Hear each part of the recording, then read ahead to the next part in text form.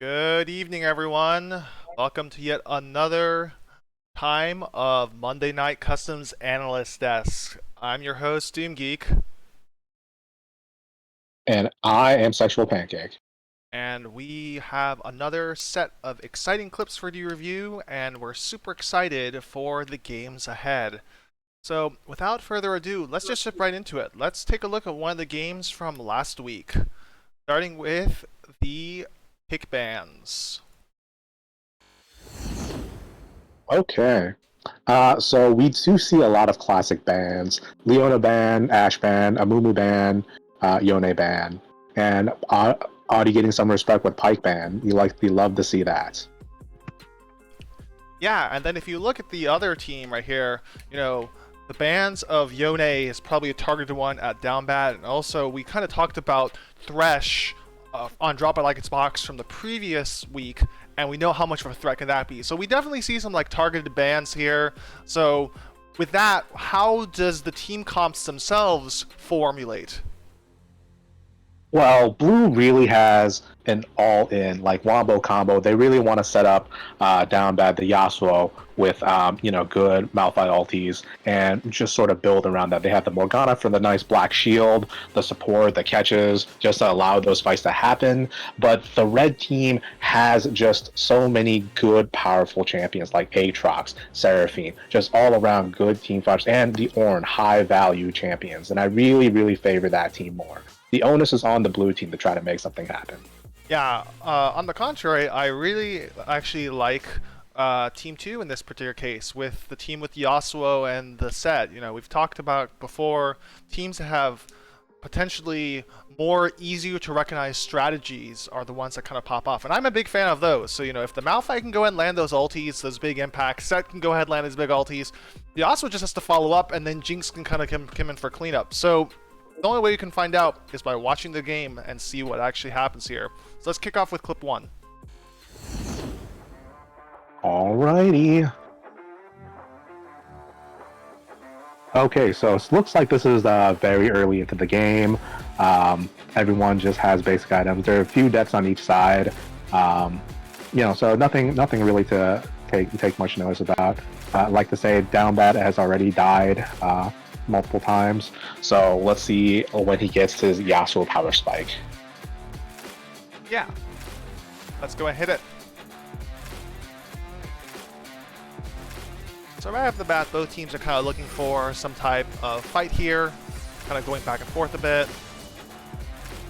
Gonna go ahead and see what else happens here.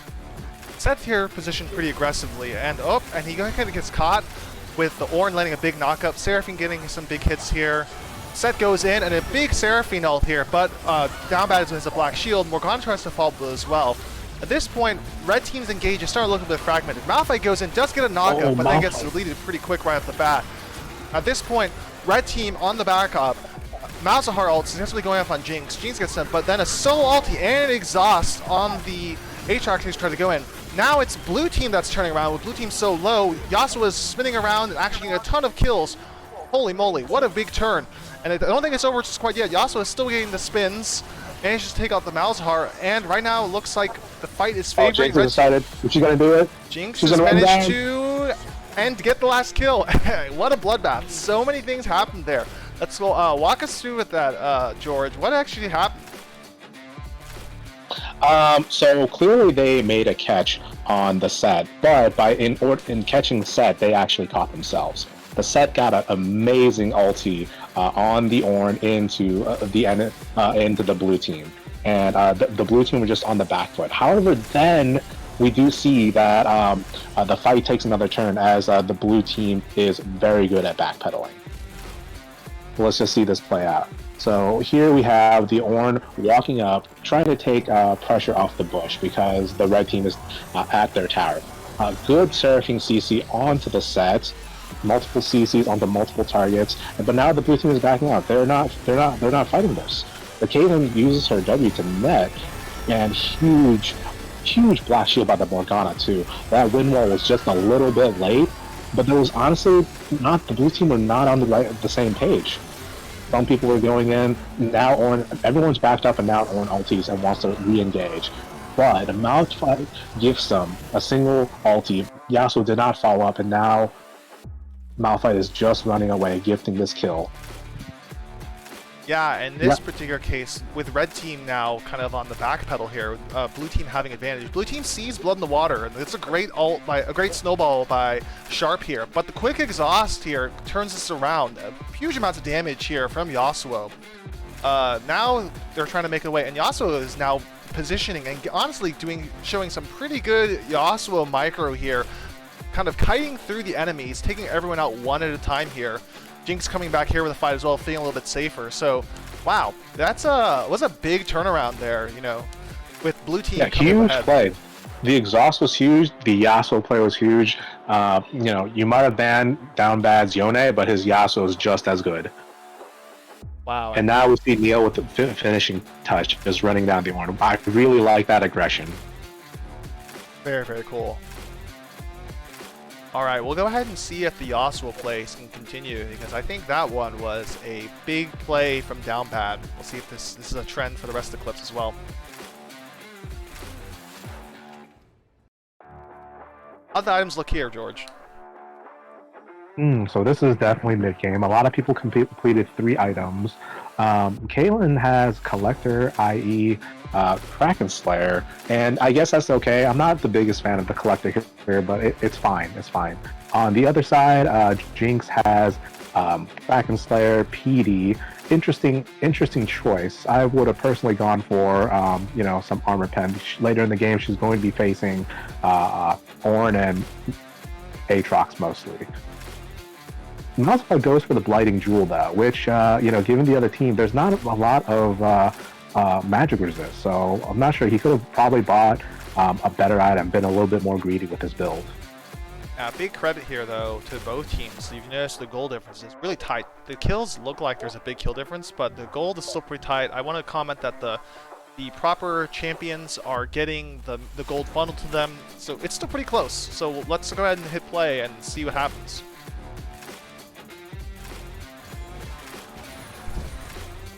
Kind of similar situation the last time, you know, with Set trying to give space, Aatrox kind of moving up here, Set getting a little bit out of position here, but that amount of space, oh man. Oh. You blink for a moment and a lot happens there. Malphite goes in, tries to catch the Seraphine, but managed to flash out of the way. With the fight coming in, Malzahar does get the suppression, forcing Yasuo to back off, and now with a lot of ultis down from Red Team's now down and trying to back off. Ornn sees Morgana and a huge snowball there, barely hitting Caitlyn, and now causing the Yasuo to clean up the backline. And with Ornn left here with the Morgana, Ornn, usually not a tank buster, is able to go ahead and work with Morgana, take out this Ornn. Wow. You know, I was just kind of commenting the play-by-play. You blink for a moment, and, you know, huge amounts of plays happen. So I think that's when we have to walk back and a little bit slower. George, walk us through that one. Well, I'll go ahead and try to, but I blinked and missed half of them myself. So we definitely need this slowdown. I think it was a really nice play by the red team at first. The Malphite saw an opportunity to get the Seraphine. However, the Seraphine was just a little bit too quick. Good job with Pius. That flash into ulti really turned the fights. So we see Sharp, Aatrox trying to make things happen, going on an out of position set. Malphite, if he would have ultied a little bit sooner instead of just walking, maybe he would have hit it. But now it's not a good fight for the red team because of that. They do get this, but good wind wall that completely stops the Seraphine ulti. That really takes away a lot of their powerful tools. But the Yasuo gets suppressed by the Malzahar at the last moment. You saw that the Yasuo actually hit the knock-up on the 2 backline people. That would have been a great ulti for him. But Malzahar actually just stopped it. But now he's caught and out of position. And then we have the exhausted Malzahar and just a free kill. However, Haley's just back here. No one's on her, just doing free damage. Just doing free damage. And now the red team is on the back foot. Ornn still has his ulti, gets a nice ulti, and Jinx is just 1v3 at this point. Everyone else has backed off.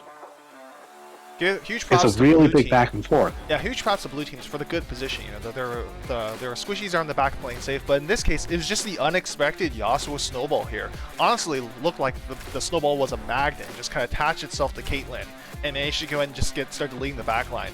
I think blue team had the right mindset. You know, you got the red team running away. It's just the unexpected turnaround from down bad yet again here, like coming through with the Yasuo, making these fights go not the way you expect. Yeah, really good snowball by down bad. And you remember, this is the Howling Abyss. You do have to remember these things. Snowball is very important and very threatening. But very good fight by both sides, honestly. Not good plays. Yeah, so as we go into the last clip here, you know, even though the kill difference looks pretty big, the goal difference is so close. We're gonna go ahead and see, like, going into this clip, if the Yasuo plays will continue, because I think that's been the trend as we keep on watching these clips. It looks like the fight's gonna go one way for blue team, but the Yasuo manages to escape unscathed and comes back and cleans up. So let's go ahead and walk through this last clip here. I'm sure we'll have to go ahead and watch this in slow motion because all these fights have been going crazy fast. Again, yeah, Set going in seems to be like kind of face checking Ornn here a little bit, but wow, that was a lot there. Wow. A huge kill box happening in the middle with Seraphine and Aatrox all collapsing onto the team that bunched up in the middle there. Again, now with the whole team decimated, Jinx is on the run there. I think what happened there was Malzahar got an ulti off, and the red team took as an opportunity there to collapse on it. But once they did, they all got bunched up in the middle, which was a prime opportunity for Seraphine to get the ulti off. We'll have to go watch that in slow motion again to actually see what happened there, because there was no Black Shield, no wind wall. Like, what exactly happened there to make it, and the game just ends. That's crazy. All right, let's go rewind that a little bit. Walk us through that again. Yes, definitely do. We definitely need it. I was just distracted completely off to the side with the Set and the Ornn and the Jinx fighting, and then suddenly their team is just dead. Okay, so we see Audie trying to start off the fight. Good counter CC by Corey on the Ornn. Oh, and Set just kind of whiffs the ulti, but yeah, right as you said, Malzahar got a good ulti, and then the red team just went in on the Malzahar, both the Yasuo and the Malphite. But you know what they say, the Yasuo giveth and the Yasuo taketh away. And in this case, a little bit too zealous, and then just clean CC'd by the Seraphine. Huge ulti. Like you said, no Black Shield, no wind wall. Where were these spells? It looked like the Black Shield there was used earlier in the fight, an initial catch on Malzahar, and it looks like it just went down. The wind wall's not up in time, so with those two layers of security out of the way, red team is prime for the taking in terms of these wombo outs. Now, like, the Yasuo can get deleted here. Yeah, they kind of just forgot about Aatrox, and Aatrox landed a perfect initial CC for Seraphine to just land a huge ulti that just like dictated the fight. Meanwhile, the Jinx is left alive alone, but I could have sworn she was kind of just attacking the Ornn, not doing much damage. Just kind of standing there, just pelting the Ornn with it exactly right here. And you know, this is really Lord Dom's difference. Yeah, so like if you actually watch the, you know, all eyes are on the red box here, with this being like the prime source of action. But let's take a look at the green side here and just kind of see what's happening with the Jinx. So you can kind of see here, Jinx is landing hits on Ornn the entire fight, but at some point the Ornn actually just stops paying attention to Jinx. We kind of saw earlier in the build items. He doesn't care. Yeah, we were looking at the build items earlier, and the Jinx does not have Lord Doms. So in this particular case, she's still hitting the Ornn. The Jinx has a personal vendetta against the Ornn. That has to be it. She kept the Aatrox was at her face, and she kept hitting the Ornn, and you just hate to see it. And if I do recall, the Jinx still doesn't have a Lord Dom mix. Yeah. He doesn't have any way to thread through these like high armor tanks. It's a tough situation to be in. I think in this particular case, if you don't have the Lord Doms, you already kind of dug yourself into a hole. So feel like you maybe have to pivot a little bit. We were kind of talking about how when the Malzahar got a kill, the Jinx actually didn't get the assist. So her passive didn't get off. She wasn't excited. So she couldn't actually get the move speed boost. If she maybe got the move speed boost, maybe she could have slipped in behind and started attacking the backline. But in this case, her only option, in this case, it probably is just to sit there hitting the Ornn. But as we saw, we didn't really do any damage to the Ornn. The Ornn was effectively able to control Jinx's movement without casting any spells, just relying on item diff alone. To give Jinx credit, it's not entirely Jinx's fault because her entire team just kind of face tanked all the CC, the big wombo combo, and all just died. That's very true. At this point, we're kind of like picking at some of the smaller things in the fight, but the elephant in the room definitely is that massive fight, the Gecko there. And so there we have it. With that huge fight, the red team in this particular case is defeated. Blue team comes out victorious. So I'm hoping what a back and forth, David. What a back and forth. That looked like it could have been anyone's game. Absolutely. And I'm hoping that same kind of energy occurs in the games that we'll watch later today. And with that, we're going to go and hop off because our live games will be happening soon. Thanks again for watching the Analyst Desk. I'm Doom Geek. And I'm Sexual Pancake. We'll go ahead and get our live shoutcasted games online soon. See you in a bit.